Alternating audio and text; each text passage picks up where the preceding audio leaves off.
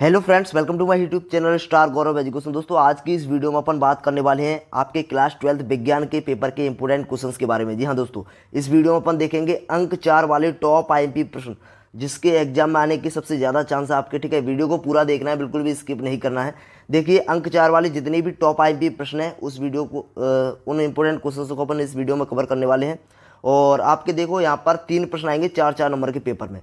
3 प्रश्न आएंगे 4-4 नंबर के, ठीक है। और जिसमें से आपके 12 नंबर पक्के हो जाएंगे पेपर में इस वीडियो में, ठीक है। और 75 नंबर का आपका पेपर है, जिसमें से 12 नंबर अगर आपको पक्के करने हैं तो आपको इस वीडियो को देखना है। और इस वीडियो में जो हम आपको इंपोर्टेंट प्रश्न बताएंगे उनको तैयार करना ही करना है। वीडियो को पूरा इसीलिए देखना है क्योंकि कुछ इंपोर्टेंट जो प्रश्न है उन पर हम स्टार लगवाएंगे, और जिस प्रश्न पर स्टार लगवाएंगे वो आपका सुपर मोस्ट इंपोर्टेंट प्रश्न होने वाला है, ठीक है। इसीलिए आपसे रिक्वेस्ट है, स्टार वाले प्रश्नों को सबसे पहले तैयार करना है। देखो, याद करने का तरीका मैं आपको बताऊं। सबसे पहले आपको क्या करना है, जितने भी हम इसमें प्रश्न दे रहे हैं ना, उसमें आपको जो जो प्रश्न याद हैं, चाहे वह स्टार वाला हो या फिर ना हो, आपको वह प्रश्न तैयार करना है। जैसे आपने कोई प्रश्न याद किया है, ठीक है, जैसे मान लो आपने कोई व्यंजक चूड़ वाला प्रश्न याद किया है, ठीक है, और हमने उस पर स्टार नहीं लगवाया है, तो आपको छोड़ के नहीं जाना है, उस प्रश्न को रिवाइज करके जाना है, ठीक है। यानी जो प्रश्न आपने याद किए हैं सबसे पहले उनको तैयार करना है इस वीडियो से। उसके बाद अगर जिस प्रश्न पर हमने स्टार लगवा दिया है और आपने याद नहीं किया है तो आपको उसको तैयार कर लेना है, ठीक है। इस प्रकार से आपको याद करनी है। तो चलिए अपन अंक 4 के इस वीडियो में कवर करने वाले हैं। पेपर में जो आपके 3 प्रश्न आने वाले हैं अंक 4 के, वो इसी में से देखने को मिलेंगे। आप बिल्कुल भी चिंता ना करें, ठीक है। डरने की जरूरत नहीं है, आप इनको तैयार कर लोगे तो एक भी प्रश्न आपका बाहर नहीं जाएगा। चलिए, अब देखिए अंक 4 के लिए महत्वपूर्ण प्रश्न देख लेते हैं। अंक 4 वाले वेरी मोस्ट आईएमपी प्रश्न। अब देखिए, इसमें जो अपना पहला प्रश्न है, व्यंजक चूड़ की रासायनिक देखो, व्यंजक जो आपका व्यंजक चूड़ है, इसकी आपको डेफिनेशन भी तैयार कर लेनी है, ठीक है। इसकी परिभाषा तैयार कर लो और इसका रासायनिक नाम, सूत्र एवं 2 उपयोग, ठीक है। इतना आपको तैयार करना है। ये आपका 4 नंबर में आ सकता है। ये आपका स्टार वाला है। स्टार वाला है मतलब सुपर मोस्ट इंपोर्टेंट है, ठीक है। तैयार करना ही करना है, चाहे कुछ भी हो जाए। अगला है अपना धोने का सोडा बेकिंग सोडा का आपको रासायनिक सूत्र लिखना है, ठीक है। और 2-2 उपयोग लिखने हैं दोनों के। धोने के सोडे के भी 2 उपयोग और बेकिंग सोडे के भी 2 उपयोग, और इन दोनों का रासायनिक सूत्र भी लिखना है। जो आपका धोने का सोडा है उसका भी रासायनिक सूत्र और बेकिंग सोडा का भी रासायनिक फॉर्मूला, ठीक है। तो आपको यह प्रश्न अच्छा प्रश्न है, यह भी अपना स्टार वाला है। 2 प्रश्न स्टार वाले हो गए, ठीक है। दोनों में से शायद आपको एक देखने को मिल जाए परीक्षा में। चलिए, दोनों ही बहुत ज़्यादा इंपॉर्टेंट है। अगला अपना तीसरा प्रश्न। देखिए, यह प्रश्न भी इंपॉर्टेंट है आपका इस साल के लिए। जो आपका 2022 में आया था वो आया था प्लास्टर और पेरिस में अंतर आया था, ठीक है। लेकिन इस साल यही आ सकता है। इस साल आ सकता है प्लास्टर ऑफ पेरिस बनाने की विधि, ठीक है। प्लास्टर ऑफ पेरिस कैसे बनाया जाता है, रासायनिक नाम इसका लिखना है और सूत्र लिखना है, ठीक है। और अगला जो अपना प्रश्न है, देखिए अभी मैं आपको बताऊंगा इसका। प्लास्टर ऑफ पेरिस को आर्द्ररोधी बर्तन में क्यों रखा जाना चाहिए, समीकरण सहित लिखिए। देखिए, इसमें जो समीकरण दिया है ना, जैसे इसमें बोला समीकरण सहित लिखिए, तो इसमें जो समीकरण लिखना है वो आपको जो प्लास्टर ऑफ पेरिस बनाने की जो विधि होती है, या तो समीकरण कह लो या उसकी विधि कह लो, बात एक ही है, ठीक है। रिएक्शन, ठीक है। तो बात एक ही है, जो इसमें आप समीकरण लिखोगे उसको आप इसमें भी लिख सकते हो, जैसे कि मैं आपको बताऊं। और यह प्रश्न सबसे पहले दोनों ही स्टार वाले हैं। देखो, इसका मैंने आंसर भी लिख दिया है जिससे कोई प्रॉब्लम ना हो, ठीक है। देखिए, मैं आपको बताता हूँ एक बार, ठीक है। यहाँ पर आप देखिए, जैसे प्लास्टर ऑफ पेरिस है तो आपको यह याद करना है, ठीक है। प्रचलित नाम, यानी इसका नाम क्या है, plaster of Paris, POP shortcut में, ठीक है। रासायनिक नाम इसका क्या है, कैल्शियम सल्फेट हेमीहाइड्रेट, ठीक है। तो कैल्शियम सल्फेट हेमीहाइड्रेट ये आपको ये क्या है, प्लास्टर ऑफ पेरिस का रासायनिक नाम है, ठीक है। अगला रासायनिक सूत्र क्या है, तो रासायनिक सूत्र CaSO4 हाफ H2O, 1/2 H2O या फिर हाफ H2O, ठीक है। तो CaSO4 हाफ H2O, ठीक है। इस प्रकार से याद कर सकते हो। तो इतना देखो, बहुत ही ईजी है, याद कर लो इसको, मोस्ट इंपोर्टेंट है ये, ठीक है। अब उसमें पूछा है बनाने की विधि। देखो, बनाने की विधि हो गई या फिर समीकरण हो गया, बात एक ही है, ठीक है। अगर बाई चांस पेपर में ये वाला प्रश्न आ जाए, प्लास्टर ऑफ पेरिस को आर्द्ररोधी बर्तन में रखा जाना चाहिए क्यों, तो सबसे पहले तो आपको इसका कारण देना है। इसका कारण भी मैं आपको बताऊंगा अभी। और अगला लिखा है, इसमें आगे लिखा है कि समीकरण सहित लिखो। तो समीकरण आपको क्या कौन सा लिखना है, ए वाला लिखना है, यहाँ से बनाने की विधि वाला पूरा यह समीकरण लिखना है, ठीक है। और कारण उसमें क्या देना है, कारण उसमें ए वाला देना है। आर्द्ररोधी जो बर्तन होते हैं उसमें रखने का कारण, प्लास्टर ऑफ पेरिस को क्यों रखा जाता है। देखिए, आप सभी को पता होना चाहिए, प्लास्टर ऑफ जो पेरिस होता है, आर्द्र का मतलब होता है नमी, आर्द्रता ग्राही मतलब जो नमी को ग्रहण करता है। यह क्या करता है, प्लास्टर ऑफ पेरिस नमी को अपने ग्रहण करता है अपने पास। ये आपको लिखना नहीं है, ये वाला ऑप्शन, ठीक है। ये हमने समझाने के लिए लिखा है। अगर आप लिखना चाहो तो इतना लिख सकते हो, प्लास्टर ऑफ पेरिस आर्द्रता ग्राही होता है और आर्द्रता मतलब होता है नमी से क्रिया करके क्या करता है, ठोस पदार्थ का निर्माण कर लेता है। यह क्या करता है, इससे रिएक्शन करता है और ठोस पदार्थ का निर्माण करता है। इसीलिए प्लास्टर ऑफ पेरिस को आर्द्ररोधी मतलब नमी से रोकने के लिए ऐसा बर्तन है जिसमें मतलब उसकी मतलब नमी ना जाए, ऐसा बर्तन है। आर्द्ररोधी मतलब होता है नमी को रोकने वाला बर्तन, ठीक है। तो उसमें इसीलिए रखा जाता है क्योंकि यह नमी को ग्रहण करता है, ये आर्द्रता ग्राही है, ठीक है। कौन, प्लास्टर ऑफ पेरिस, समझ रहे हो ना। प्लास्टर ऑफ पेरिस आर्द्रता ग्राही है यानी नमी को ग्रहण करने वाला है, इसीलिए इसको क्या किया जाता है, आर्द्ररोधी बर्तन में रखा जाता है ताकि ये नमी को ग्रहण ना कर पाए, समझ रहे हो। क्योंकि ये अगर ये जो नमी को ग्रहण कर लेगा तो यह क्या कर देगा, ठोस पदार्थ बन जाएगा, कठोर ठोस पत्थर की तरह, ठीक है।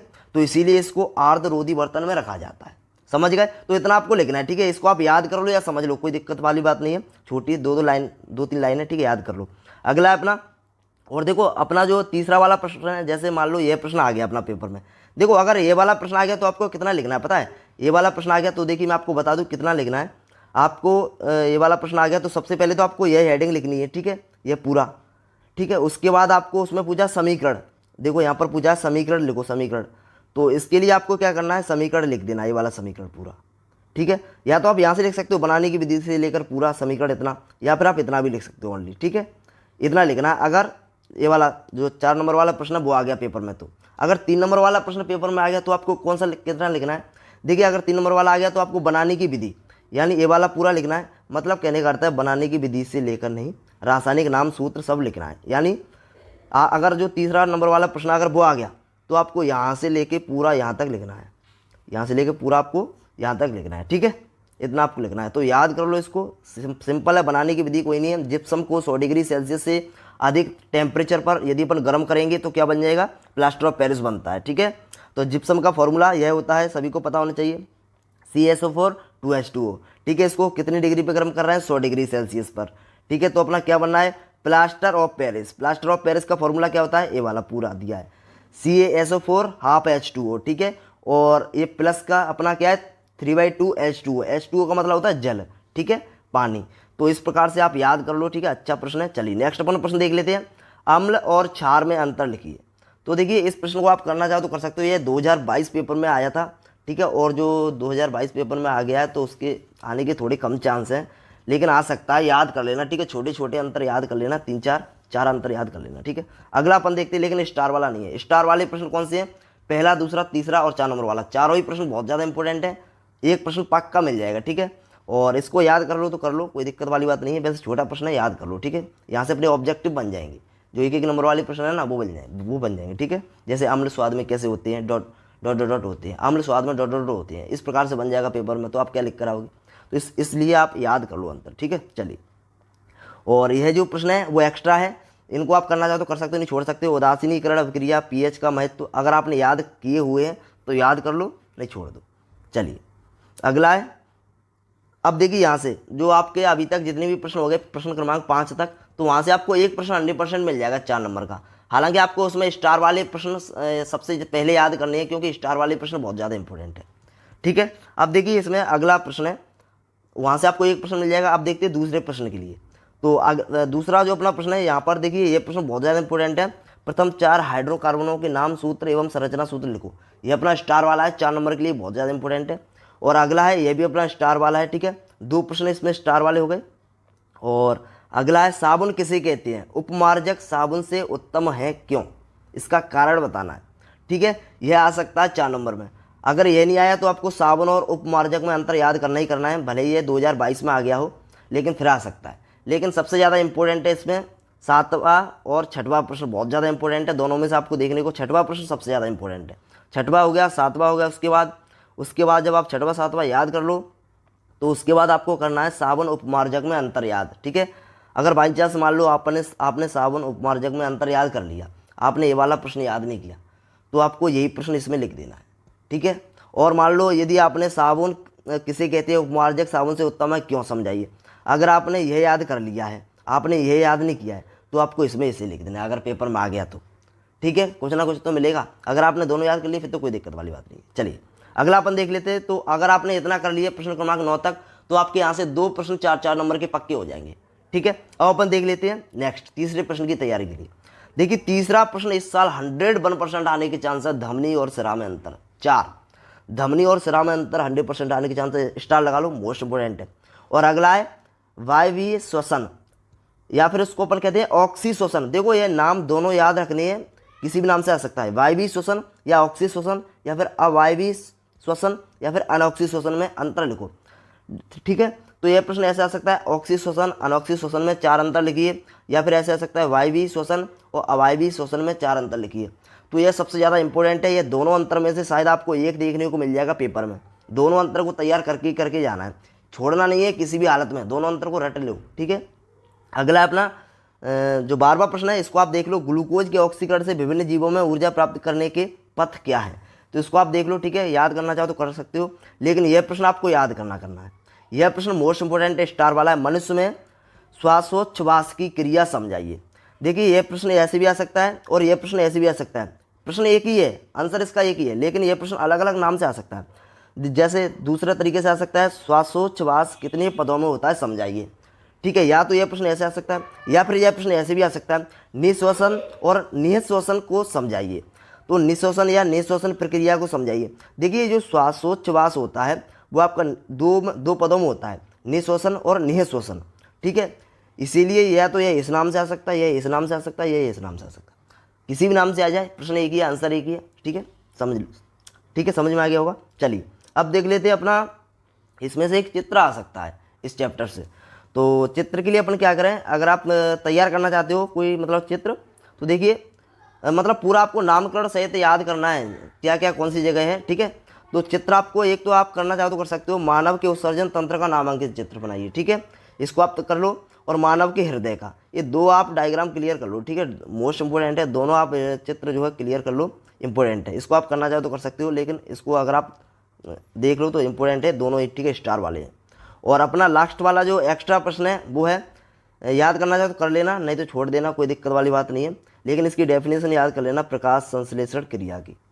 तो देखिए प्रकाश संश्लेषण क्रिया का समीकरण हुआ, परिभाषा लिखो। तो परिभाषा इसकी याद कर लेना, इसमें से 2 नंबर की परिभाषा बन सकती है। ठीक है, क्योंकि इस यूनिट से आपका 2 नंबर का भी एक प्रश्न आने को।